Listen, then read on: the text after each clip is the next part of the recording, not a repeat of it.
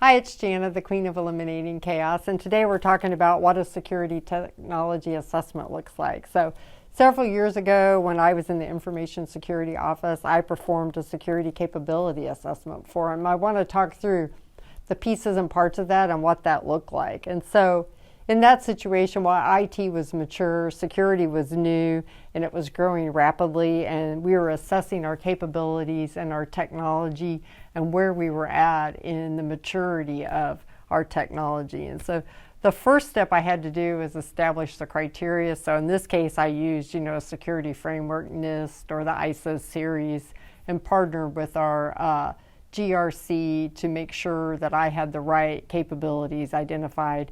And once I had that framework set up, then I went out and inventoried our IT organization, because we had products that were security products in other areas, and we had products within security that were not security products. And you might wonder, well, how does that happen?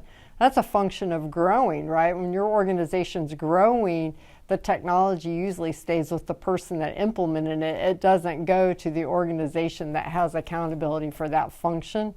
But you can right place that, but it requires you to inventory what you've got and have a roadmap over time. So I did that roadmap, inventoried what we had, so we had a good foundation of that. And then the other thing that I did once I had the products was I assessed the tool's lifecycle maturity, right? Did we have change management, version control, testing environments? Were we regularly doing upgrades and maintenance?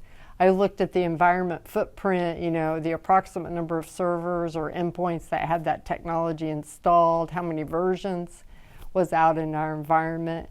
And the last thing we did was look at the people that were managing and supporting the tools. How many people were supporting the tool, what was their skill level, their years of experience with the tool.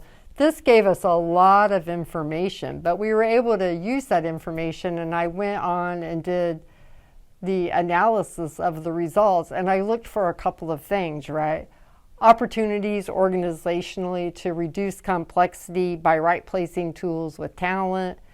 We eliminated costs by removing unnecessary versions of tools that were taking up storage space that we were paying for.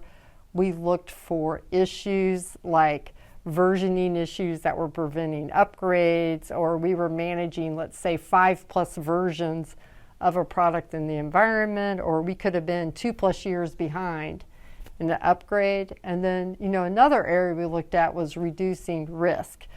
Critical tools that had low lifecycle maturity, we weren't able to make changes with confidence because we didn't have a change management or test model or a change environment. Critical tools that maybe had just one person supporting them. And so, it's important as I talk about this, and I know most people know this, but, there's a history behind all technology decisions. There's a reason it is the way it is. And when you do an assessment like this, you're able to bring everything forward to the same starting line, to a single point in time, and then that informs your road mapping decisions for the next 1, 3, 5 years, where you can shore up risk, reduce cost, and make sure you're optimizing your capability as effectively as possible for your organization. Visit rkcmanagement.com if you'd like additional information.